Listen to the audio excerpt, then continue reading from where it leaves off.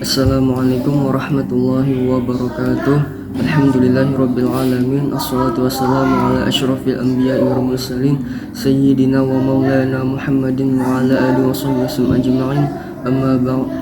Perkenalkan, nama saya Ahmad Fathur Rashid dari Lokal 1B Universitas Tid Darul Ulum Kota Baru.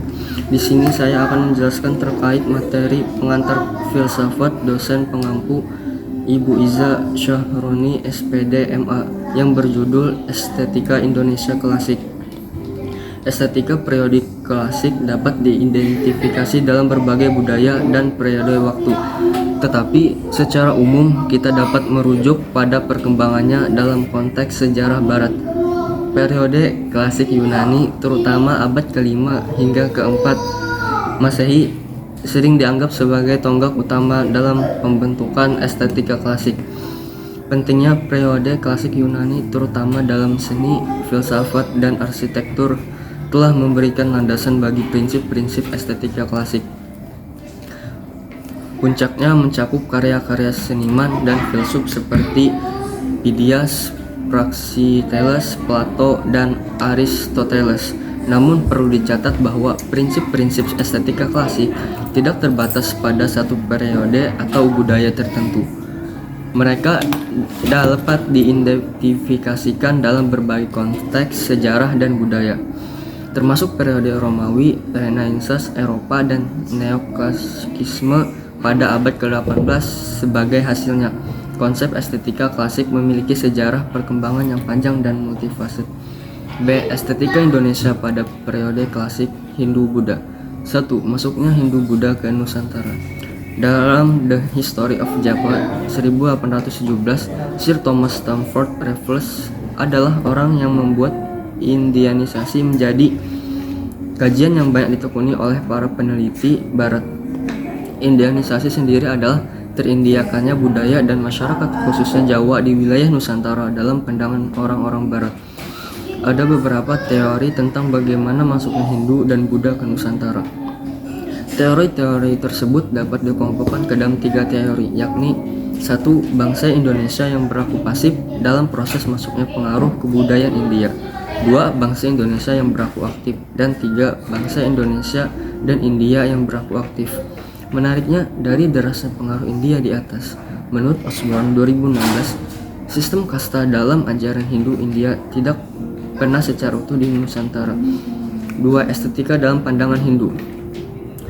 Dalam estetika Hindu, dikenal rumusan bahwa suatu hasil seni untuk bisa dikatakan indah dan berhasil harus memenuhi 6 syarat atau rincian angga. Karena itu rumusannya disebut Sat Angga. 6 syarat pegangan tersebut adalah: A. Rupa beda, artinya pembedaan bentuk. Maksudnya bentuk-bentuk yang digambarkan harus dapat segera dikenali oleh yang melihatnya.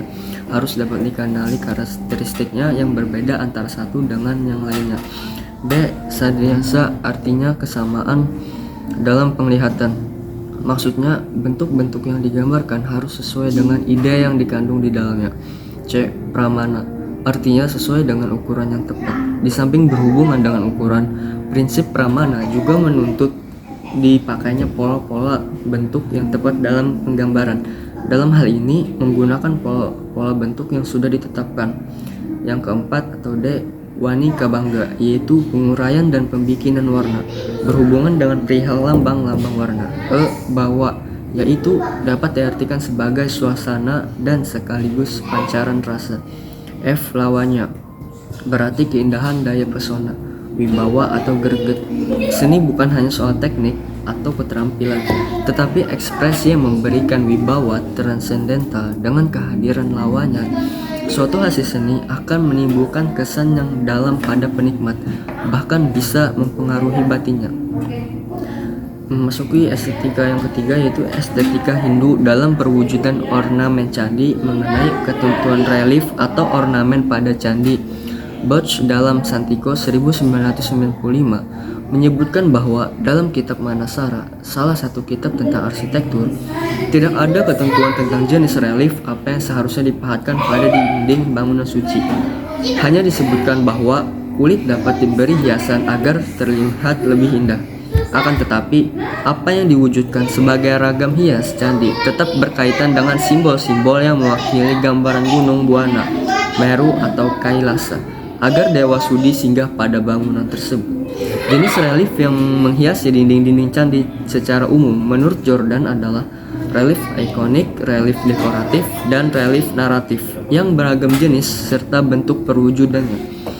Dilihat dari relief naratifnya saja, keragaman kisah atau cerita yang tersaji dalam relief antara lain yaitu relief kisah Ramayana, Krishnayana, Garudaya, Mahabharata, Sudambala, Saimbara, Drupadi, Sri Tanjung, Kunjarakarna, dan lain sebagainya yang diambil dari teks-teks agama Hindu atau cerita yang berkembang pada masyarakat setempat. Isi karya-karya seni rupa Hindu atau Buddha sering didasarkan pada teks-teks keagamaan dan mitologi.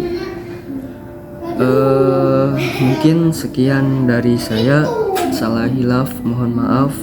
Wallahul muwaffiq ila aqwamit thoriq. Assalamualaikum warahmatullahi wabarakatuh.